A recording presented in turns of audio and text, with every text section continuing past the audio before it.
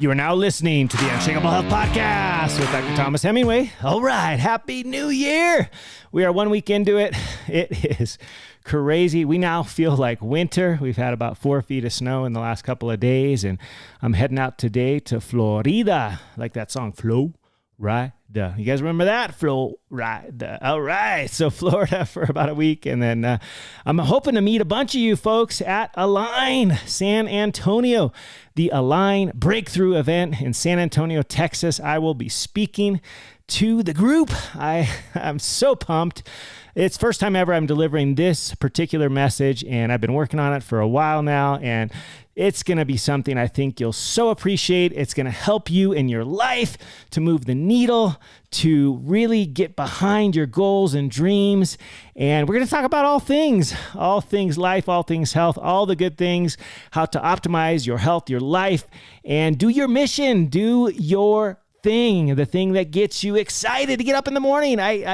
I'm so pumped. I have this whole hour-long talk that I'm going to share with you in San Antonio at the Hyatt there in San Antonio on the Riverwalk. I hope you'll be there next week, Thursday, Friday, Saturday, the 18th through the 20th. There's still tickets available, just a couple left at Align Events Live. Click on the link in the show notes. I hope you'll grab some. I think there's even a couple of upgrades left. You got to get into it. You got to get there quickly because those upgrades will sell out. So get over there now, Align Events Live. Can't wait to see you. I'm so pumped. I'm so excited. And actually, this podcast today may be the most important podcast I've ever done. In fact, I've been preparing for it for a long time. Some of this material I'm going to be using in my upcoming TED Talk, but you're the first to hear it. So pumped that you're here. Please be sure to like, subscribe, drop a review. It's so easy to do. Just scroll down to the bottom there on Apple where it has the 5 stars. Click on the one farthest to the right. And below that, there's that little box on the left. And click on that and drop me a little review. Let me know what you're loving. Let me know what you're learning. And I still have a couple more books I'm going to give away to a couple lucky people who have dropped a review either over there on Apple or on Amazon for my book. Grab my book today, Preventable: 5 Powerful Practices to Avoid Disease and Build Unshakable Health. And the cool thing is literally you can get this thing in 2 days on Amazon. You can take it with you to San Antonio. I will personally autograph your book in San Antonio next week at the Align Breakthrough event. So grab it for friends, for family. Can't think of a better way to start the new year. And I can't get, I'm just so excited, just bursting at the seams to share with you this podcast I've been working on. I think it may be the most important one I've ever done. So here we go. So I am so pumped today to share with you what I really feel like is probably the most important podcast I've ever done. I'm going to share with you the most powerful health tips I've come across in the last decade or more. And these are not things that are difficult. These are not things that cost a lot of money. These are not things that are hard to do. They're actually all pretty simple, but most doctors and most health enthusiasts don't really know how to do these things. And they don't know the science behind it. And the reason I'm so pumped is because in our lifetimes, things have changed significantly with respect to our health. And it's not all for the better. In fact, it's crazy to even think about the trajectory that we are on right now, because it is not the trajectory that we want to be on. In fact, let me just give you a little backstory here. So in the year 1900, we had a life expectancy of about 46, 47 years in the year 1900. By 1950, this had gone up to about 67, 68, 69 years by 1950. And then by 2014, our life expectancy was almost 79 years by 2014. Now, in 2015, this changed. The trajectory changed. Our lifespan for us, Homo sapiens, humans, has been going up significantly for over 100 years. So for our entire lifetime, our life expectancy has increased up until 2015, which is the first time it has dropped in more than 100 years. And 2016, 2017, 2018, 2019, 2020, 2021 with the pandemic, it has continued to drop in the last 5 to 7 years. Continued. This started, first time ever, changed trajectory in 2015, much prior to the pandemic. This is pre-COVID stuff. And sadly, it has gotten worse and worse each and every year. In fact, there has never been a time in recent human history when the life expectancy has dropped by as much as it has in the last couple of years. The last time this happened was in the 1920s when we had the Spanish flu and World War I at the same time. We had Spanish flu, World War I in the mix, and that caused a similar drop in life expectancy 100 years ago in the early 1920s.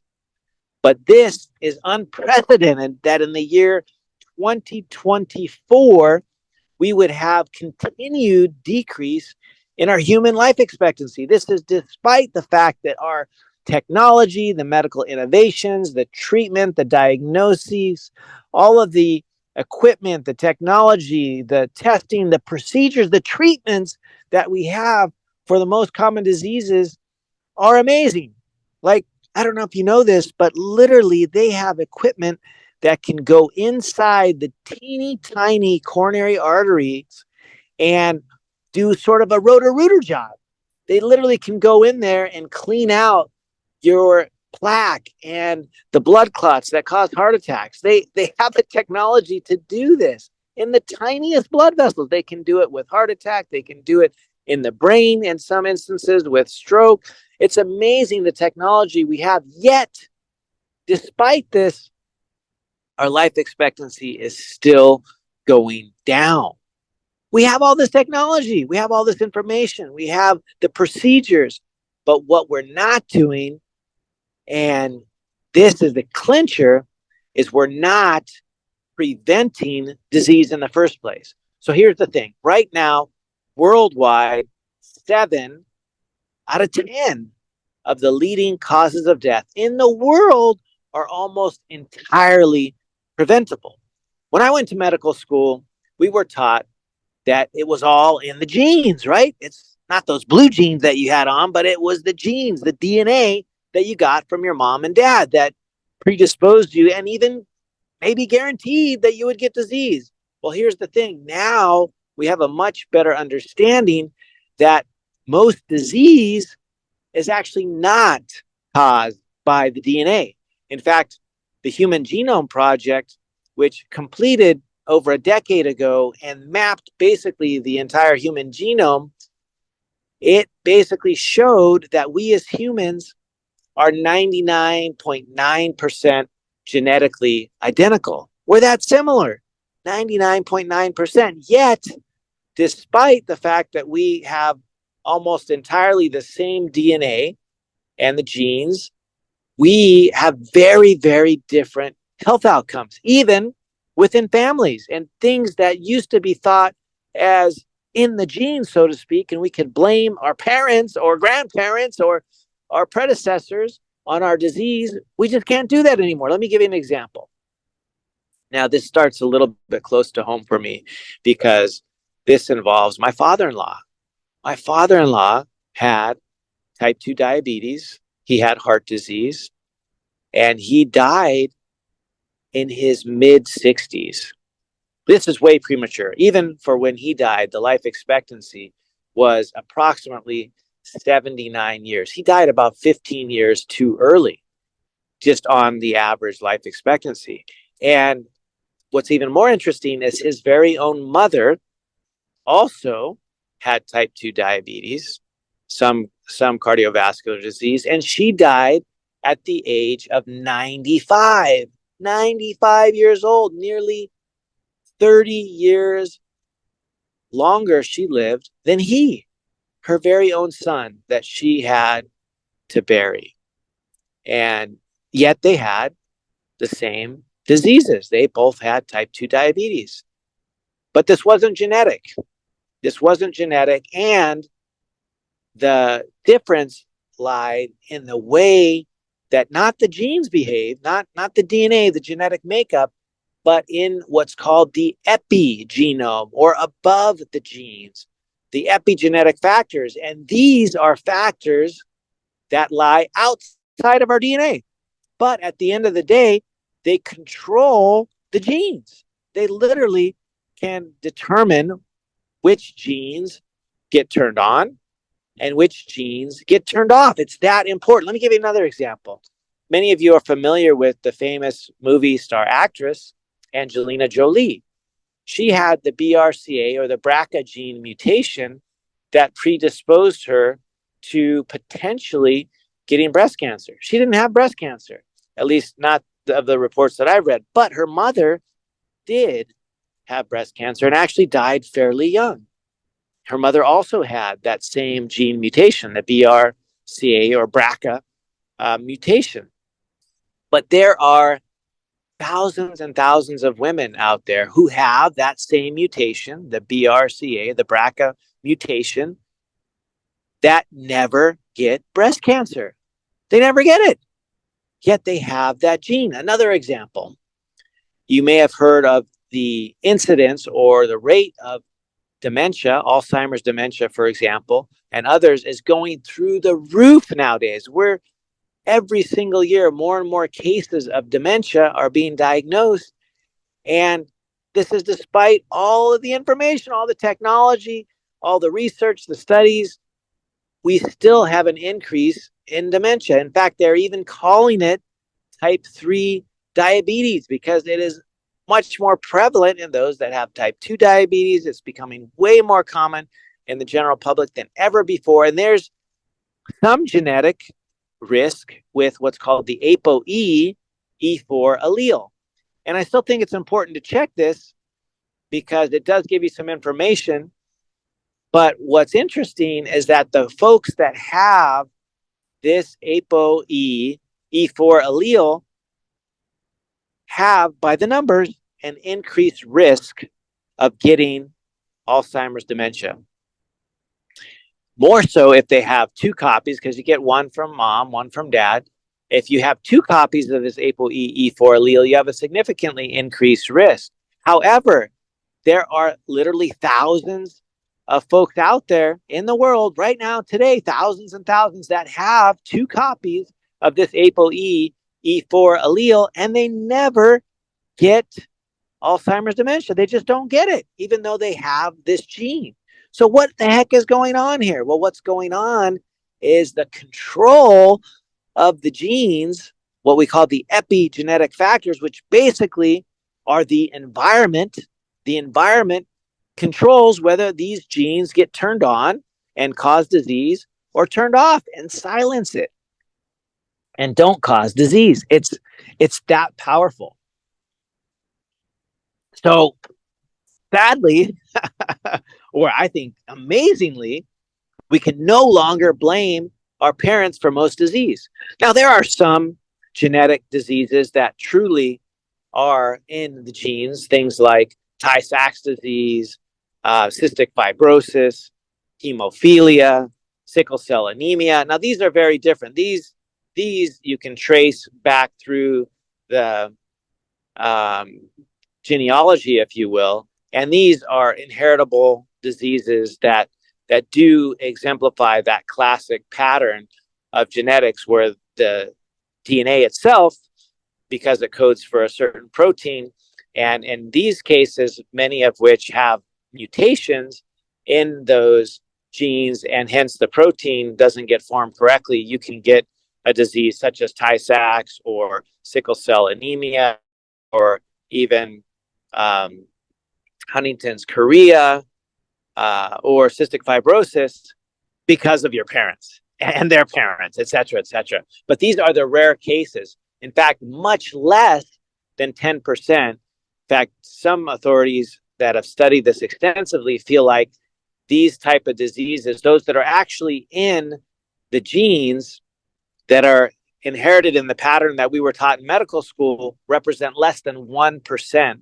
of all disease. The overwhelming majority of disease, as I shared just a few minutes ago, is not in the DNA. It is not inherited. We can't blame mom and dad. It's in all the other factors. It's in the epigenome, or what's above the genes, or the factors that we get to control. We literally get to decide our fate, our future health, or we literally get to decide that by our behaviors. And this is, I think it's the most awesome, empowering thing ever, that we have control over this. We literally have control over whether or not we get disease to a much larger extent than ever realized before, much more so than 90% of whether or not we get disease is in our power. We have control of this. It is such amazing information, and it's backed by science. And when you think about it, as I shared before, the most common diseases known to man in this day and age, like heart disease, which is still the number one killer in women and men worldwide, everywhere across the world, developed, undeveloped countries, heart disease is still the number one killer. In fact, 2019, it represented 1 out of every 3 deaths. 1/3 of all deaths in the world were from cardiovascular disease. 1/3. And then we have things like cancer, we have type 2 diabetes, we have kidney disease, for example. These diseases are all almost entirely preventable, and they're controlled by epigenetic factors, which is the environment, which we largely have control over. It's the things we do or the things that we don't do. For example, when you look at all the studies that have been done on the incidence of these so-called non-communicable diseases, right? Those that aren't infectious, they're not spread from person to person in that traditional infectious way. These non-communicable diseases, such as heart disease, stroke, cancer, type 2 diabetes, kidney disease, most pulmonary disease, these are not diseases of our genes. These are diseases of environment. In fact, there's 4, but the 4 most common things that have been found to increase the chances of all these diseases are things that we have control over. Number 1, it's diet. It's food. It's what we eat or what we don't eat. That's the number 1 directly related factor with respect to getting disease. It's the food we eat. It's the diet. Number 2 thing is whether or not we move our body. It's exercise. And this has been shown to be directly correlated with disease. If we move our bodies every single day and we're active people, we are much less likely to get any type of disease. Much less likely, because exercise is literally one of the most powerful things that we can do, not only to feel amazing, to look good, but also to prevent disease. If they could take exercise and they could encapsulate it and sell it as a drug, as a therapeutic, a pharmacologic medication, that would literally be the biggest blockbuster medication of all times. But guess what? That ain't happening. We're not going to figure out how to bottle up exercise and encapsulate it in a pill form. But even simpler than that, and even better, because we can actually do it ourselves, and it doesn't cost us anything. All we got to do is get out and go for a walk. Or lately, what I've been recommending folks do is that they take 1 to 2 minutes. 2 minutes is fantastic. Every single hour, they set their watch or your cell phone. Every hour, the thing beeps at you. And you know you have then 2 minutes to be active.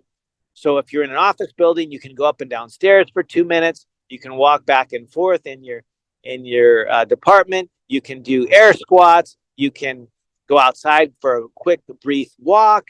Like literally take 2 minutes every hour while you're awake, and then you will have done 30 minutes of exercise that day. And that's the recommendation of the American Heart is 30 minutes of exercise 5 days a week. And you will crush that with the simple task of moving your body for 2 minutes every hour. And I know that most of us may not have 30 minutes continuously in our very busy days to go to the gym or to go do a formal exercise regime, but I know we all have 2 minutes every hour that we can do something to move our body. My favorite exercises are the plank. I love the plank. Drop down and do a couple minutes of plank and you're feeling it, right? You do 2 minutes of that and you're like, oh my gosh, your blood's flowing. You're it may be a little rough. You may not feel awesome during it, but you feel amazing afterwards. Or I do air squats, or I leave at the base of my desk some dumbbells that I can just pick up and start moving around. Or you can even incorporate your movement into everything you do throughout the day. If you got to take a phone call, see if you can take it on a walk or work from a desk. That is a standing desk. Convert your desk into a standing desk with a box that you have left over from Amazon or a stack of books that you may have. It's really simple. You don't have to even buy a desk. In fact, don't go out and buy a gym membership. I'm going to tell you, this is probably the first doctor that's ever told you to not buy a gym membership. And the reason I say that is not because gyms aren't helpful, that they can't be useful, they're not cool to be able to improve your health. They can do all of that. But if you look at the data, most people who pay for gym memberships do not use them on a regular basis. That's just what the data shows. That's simply what the data shows. People don't use the gym on a regular basis, and yet they're spending hundreds of dollars a month sometimes. I know in Hawaii, where we are, it's literally $100-something per month just to use the local gym. Like, that's a lot of money. That adds up. And so don't buy a membership. Don't do it. Unless you already have one and you go, 3 to 5 days a week and you're a regular and that's working for you, keep doing it. If it's working, keep doing it. But even though it's the new year and you might be having that itch to go out and get a gym membership, don't do it. Instead, take 2 minutes every hour while you're awake and move your body. We all have a phone or a watch and we can set a 1-hour timer. And every time that beeps at you, I want you to take 2 minutes to move your body. And then throughout the day, every single day, you will have moved your body for at least 30 minutes that day, which is actually better than what the American Heart recommends. And actually, what's even more interesting is that your body responds to movement on a regular basis, like every hour, much better than it responds to 30 minutes continuously at one block during the day. And this has been well studied.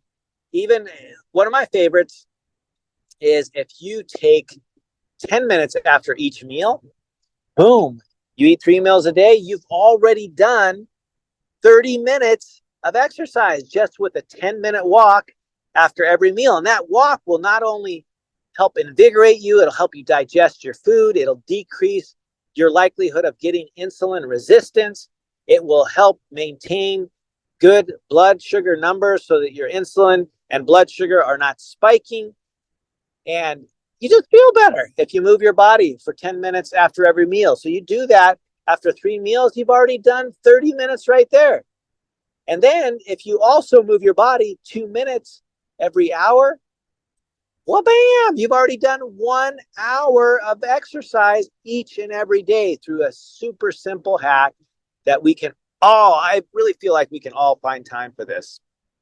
2 minutes of movement every hour and 10 minutes after meals.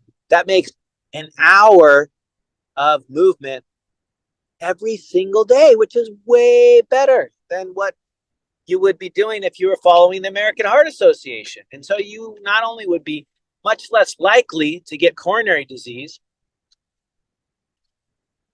or heart disease, but much less likely to get any of these most common diseases, whether it be cardiovascular disease, cancer, diabetes, type 2 especially, type 2 diabetes, Alzheimer's, dementia, kidney disease, pulmonary disease. All these preventable diseases go down in incidence the more you move. Yes, the more you're active. right? You've heard of that saying, sitting is the new smoking. Well, it's kind of true in the sense that smoking, I haven't gotten there yet. Smoking is one of these things that causes disease. Like literally, the incidence of having heart disease and cancer is directly related to whether or not you smoke. And this is just cut and dry, simple. Don't smoke. Just don't do it. And if you do, quit. There's a 1-800 quit now program that you can call, and they can give you free nicotine patches. They can give you free counseling. Like there's lots of resources out there, and I've seen so many people quit, and what's miraculous is how quickly the body responds to this, how quickly you can see improvements. Heck, I even quoted a study in my book, Preventable: 5 Powerful Practices to Avoid Disease and Build Unshakable Health, that even your gut microbiota is adversely affected by cigarette smoking. It's not just the lungs, your gut is affected as well.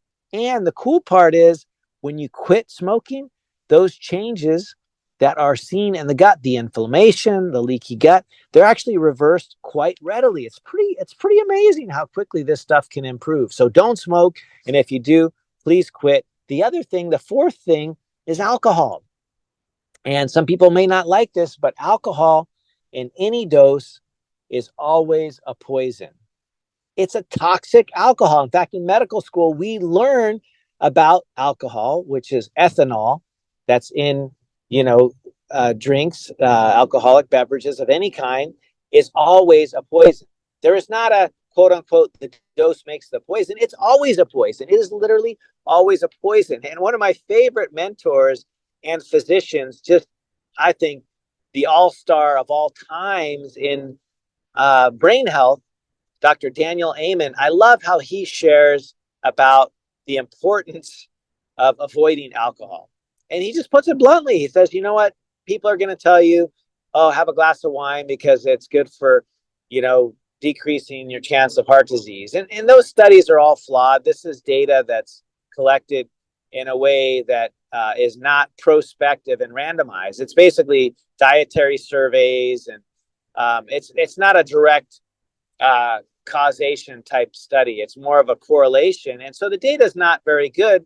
But what's interesting is the thing that may be beneficial that could be in red wine is this thing called resveratrol, right? This is what David Sinclair encapsulates and tries to sell to you because it's been shown to decrease incidence of heart disease. The resveratrol, which is in red wine, it's in grapes, it's in berries, it's in so many different things, blueberries, for example, not just grapes, but it's in lots of different berries. It's in cranberries, this resveratrol is an antioxidant. So it's great. It's an antioxidant. It's helpful for preventing heart disease, but you don't have to get it in wine. If you do like wine, I would say be very sparing with it. Don't drink every single night. And, if you're going to have any at all, make it a small amount, half a glass or something, not like a whole bottle. Because what I've seen, and sadly,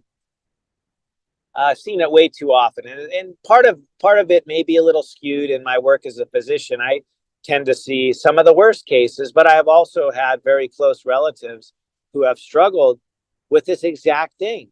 They started with, just a little glass of wine.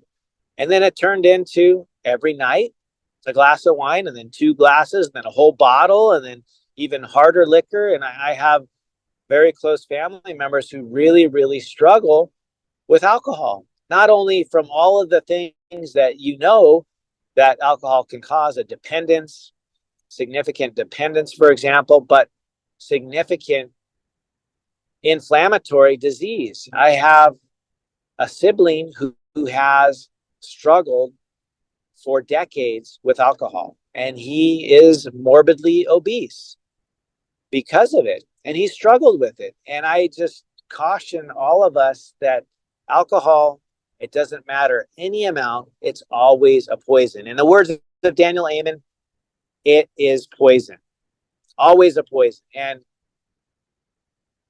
the good news is you can overcome it. And my sibling is doing amazing right now. He's been sober for over a year, and it's incredible, and it's a blessing, and it is helping him tremendously with his health and his life. And so don't drink. Don't drink. And if you do, make it as sparing as possible, because all alcohol is toxic. It's a poison. And if you want to check out Dr. Daniel Amen, he has written so many amazing books. I hope to get him on my podcast. He is just an incredible soul, super brilliant. He's got a great book called Change Your Brain, Change Your Life. Just a cool dude. He's not only highly skilled, but he has worked with any number of well-known people that you've probably heard of that have had brain issues, brain health issues. And he's helped so many of them, including the likes of Justin Bieber, for example. He's just a cool dude. You got to check him out, Dr. Daniel Amen. So all the studies that look at disease and the incidence of them and what causes them have stated that diet, exercise, smoking, and alcohol are directly correlated with disease. And the diet part we've talked about a lot, right? I always share that we should eat real food first. Food first, real food, single ingredient, natural food from the earth is always going to be the best. Right now, one of the biggest problems in society is that we eat on average almost 70% of all of our calories from not just packaged and processed food, but what we classify as ultra processed food, like legit ultra processed food. 70%. And it's even worse with kids. And this is problematic on many levels. One is that this ultra processed food, which is basically almost anything that comes in a bag or in a box or that has a barcode and a label and an ingredients list, pretty much all of this is ultra processed food. And most of it is no good for us. If you start reading ingredients, you're going to find out very quickly that what they tend to all have in common is they have some kind of a highly processed grain, like gluten, some kind of a flour, highly processed grain, highly processed sugar. Many of them have the really gnarly sugars like high fructose corn syrup, but all the sugars are potentially problematic, right? They cause insulin resistance. They cause fatty liver, which is now the most common cause of liver disease requiring a transplant. And it literally comes from too much sugar. So the highly processed sugars, the highly processed grains and flours. And the third thing is the seed oils, the highly processed industrial oils like soybean oil, corn oil, safflower oil, sunflower oil, canola oil. And it doesn't matter if these oils are organic. It doesn't even matter. They're highly processed. They are no good. They're ultra inflammatory. And almost every processed food out there has a combination of these three things: a crappy sugar, a crappy fat. And you put sugar and fat together, you are guaranteed to get insulin resistance. And later on, probably type 2 diabetes. And later on, obesity. And later on, heart disease. And later on, cancer. And later on, most likely, kidney disease. So all of these things tie in to our diet. Diet is so dang important. Food first, avoid the big three. As many of you know, I speak about this ad nauseum because it's so simple, yet so powerful. Because if you avoid the processed foods, the ultra processed foods that have the highly processed sugar, the highly processed grain, and the seed oils, it opens up the possibility of so many amazing foods that you can add to your diet. I'm an add more than subtract kind of guy. You can add all of the amazing natural fresh whole foods like what they eat in Europe, for example. My wife and son and her mom just got back from Italy not long ago and France, and they had the most delectable, savory, amazing food of their life. And it was real food. It was high quality, real food. It was not processed food. Everything was grown in the field or raised, responsibly with grass-fed beef, grass-fed everything, and just pasture raised, and the fruits, vegetables of the field. It was amazing. They loved the food. It was fantastic. And that's no wonder why they share so commonly that the Mediterranean diet is the diet. It's one of the best diets out there because it's comprised primarily of real, whole foods. It's amazing. Now we're getting close to the hour, and there's one thing I don't want to forget to add. And it's actually, food is super important. We talk about it a lot. Movement or exercise, ultra important. Optimizing our sleep, super important. And the one thing that I'll just share quickly, because I've done a whole podcast, maybe 2 or 3 on sleep, is that the most effective thing that I've noticed in my experience is if you get outside in the first couple of hours of the day, maybe spend 5 or 10 minutes outdoors, letting that natural daylight hit your eyes, that will almost guarantee you an amazing night's sleep. It's so powerful. It sets what's called your circadian rhythm, and there's no substitute. The light of your office building or at home, what have you, even light coming through the windows, it's not the same. You got to get outside, get some natural light each and every day, if possible, for just a couple of minutes, 2, 3, 5 minutes, and it will work wonders for your sleep. And then, of course, at night, try to limit or eliminate the blue light. That's actually really, really simple. But check out my sleep podcast or 2 or 3 that I've done for more on that. And then the other item, which I love to share about, is the stress that we all face. It's been a stressful couple of years, right? The pandemic, all of those things. Stress can cause inflammation. It can contribute to insulin resistance. It can contribute, obviously, to poor sleep. It causes us to crave crappy food, right? We've all had all-nighters that we've had to do either for work, or maybe we're binge watching Netflix. And what do we want to do if we're up all night? We want a snack. It's just, I just worked a night shift, and the struggle is real. The hormones get all out of whack when we're not sleeping well. And when we have a lot of stress causes an increase in cortisol. And when we have an increase in cortisol, we start to kind of crave crappy foods. It's science. It's not you being weak. It's science. And so one of the most helpful things I've learned about stress is that the cool thing, once again, like I talked about at the very outset of this podcast, is it is largely under our control, how we react to it, right? Hans Selye said that. It's not the stress that kills people, it's how they react to it. And that, I couldn't agree more. There's so much that we can do, and it starts with what's between our ears. We get to attach meaning to stress. We get to attach meaning to whether this is something helpful or to whether this is something harmful. We get to decide that. We are the only ones that get to decide that. It's so cool. There's a landmark study in 2012, the Journal of Psychology, which studied like 180,000 patients. And what they found is that the most important thing with respect to stress was not whether you had it or not, because a lot of people had it and they rated their stress as either high or moderate or low stress. And what they found is that the group of people that had the high stress and they had the belief that the stress was bad for them, well, guess what? It was a self-fulfilling prophecy, and they died younger. They had more heart disease, more cancer, more diabetes.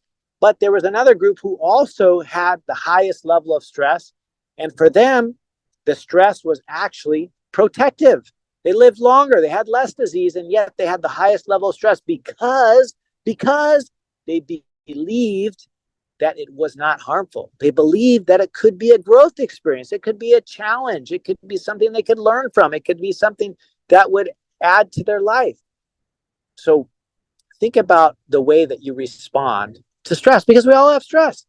And then when you are stressed out, pick an activity that helps you de-stress. For me, 9 times out of 10, it's to go outside, take some deep breaths, and then to go move my body. Breathing and movement for me have been life-changing, literally life-changing. And many of you know I lost my manuscript for my book, 800 pages worth. And the way that I turned it around is I went outside and I got out in nature for 15 minutes and I reset my mental state. I literally I had to make a quick change. I had to have an adult timeout. And that getting outside, getting some movement and exercise, it helped me recalibrate, and it gave me the energy, desire, and the goal to rewrite the book. it happened. And it happened because of how I decided to deal with that stress, which was to get out in nature, take some deep breaths, and move my body. It's been a game changer for me. And in closing, I want to share with you another super, super powerful tool that has been shown, and especially in recent times, which is really amazing. We've been able to see how effective this is. And it is what I love to call both vitamin G for gratitude and vitamin C for connection. So let me just tackle the first one, vitamin C. Vitamin C for connection is literally the most important thing of everything that I've talked about today. So this is astounding. So when you look at the studies that look at how exercise can potentially increase your lifespan, for example, or how quitting smoking or quitting alcohol, these kinds of things, how they can improve your lifespan, the effect is usually a couple of years. Now, when they look at connection and when they look at community and sort of what I call this magic vitamin C, for example, of connection, this can increase your lifespan by as much as 10 years.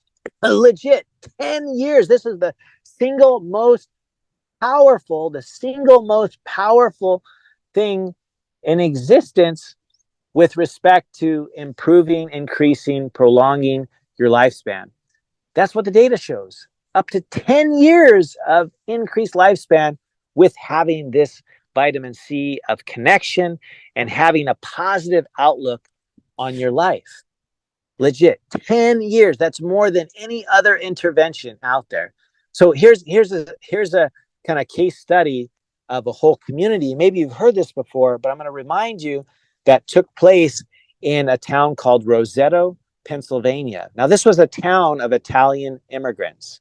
And the really cool part was that these people were outliers, and they were shared in the book Outliers. This story was in there. I think it's even the first chapter, potentially. And in the book, it talks about this community in Roseto, Pennsylvania, that came from Roseto, Italy. So they named their town the same because they loved it. They loved their town. They loved their community. And they named their town Roseto, Pennsylvania. And what was really interesting about this town is that they had a life expectancy something like 10 years longer than their counterparts in the neighboring towns. And what was also very interesting is that they didn't look like the picture of health. Many of them were overweight. Many of them even smoked. They didn't have the best sort of, exercise routine, yet they were living on average up to 10 years longer than the neighboring communities. They also had significantly less heart disease. In fact, for them, their heart disease started over a decade later on average than the folks that were in the neighboring towns. And yet they weren't having the perfect diet. Many of them smoked. Many of them were overweight. They didn't do a ton of exercise, but what they did have this vitamin C of connection. They had community, they had connection, they had people in their circle that they cared about. They literally had epitomized this tool of connection, and it not only increased their lifespan, but I would add that increased their quality of life. And so this is something that I think is really cool on the front end and the back end, because on the day-to-day, when you have this connection, this community, and what goes along with this as well is gratitude. When you have this on a daily basis, you are going to live so much better each and every day. If you live with connection, if you live with gratitude, you have a community, you're giving back. These people were involved in different church groups and community groups, and they were giving back to their community, and they were connecting on a daily basis, and they had gratitude. I would put it out there that they probably lived a happier day-to-day life.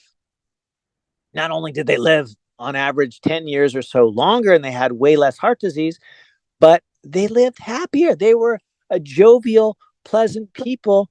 And it was this one thing, this vitamin C for connection. It's amazing. Like, you just can't make this stuff up. This is real life, real data. So if there's one thing that you go away with today, I hope that it's to make sure you have this connection and community and gratitude in your life, because this is the most powerful factor of any of the others I've talked about. The others are super important. Food first, avoid the big three, move your body each and every day, get good restful sleep, 7 or 8 hours on average, get out and get some daylight in the morning, get that light to hit your eyes to set your circadian rhythm, get your stress optimized through both what's between your ears, right? Your approach to it, how you view it, what meaning you attach to it, and then simple behaviors, whether it be breath work or exercise, whatever helps you deal with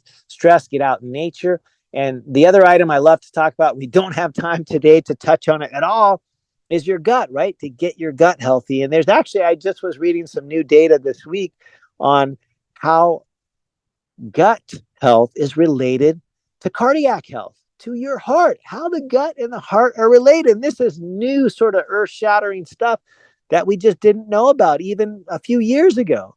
And so, much like Hippocrates said 2,500 years ago, all disease begins in the gut, I say Dr. Hemingway says all health begins in the gut. So go back and re-listen to some of my gut health podcasts. I've had at least 2 or 3 of them over the years. Send me a message over there on Instagram at Dr. Thomas Hemingway. That's Dr. Thomas Hemingway. If you want to know what my gut health regimen looks like, if you have questions for me, I'd love to answer that.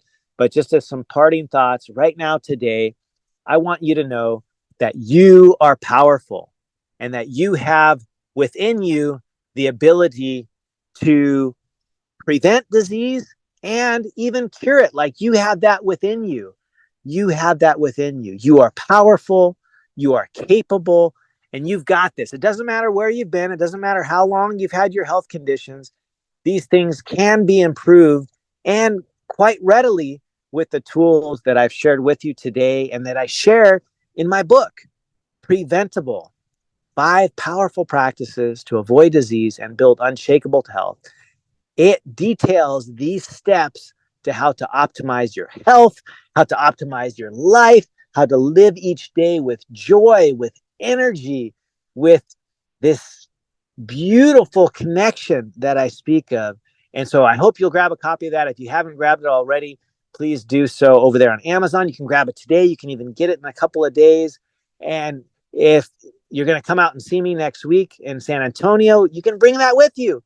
And I will personally dedicate it, sign it, autograph it for you. I would love to do that for you, take a picture with you, give you a big hug. So grab that book today, Preventable: 5 Powerful Practices to Avoid Disease and Build Unshakable Health. And make sure you share this podcast with anybody who you think might benefit, a family member, a friend. Maybe buy them a copy of the book. What a great time of year to share this message of health is within your reach. Within your reach. You have got this. You have got this.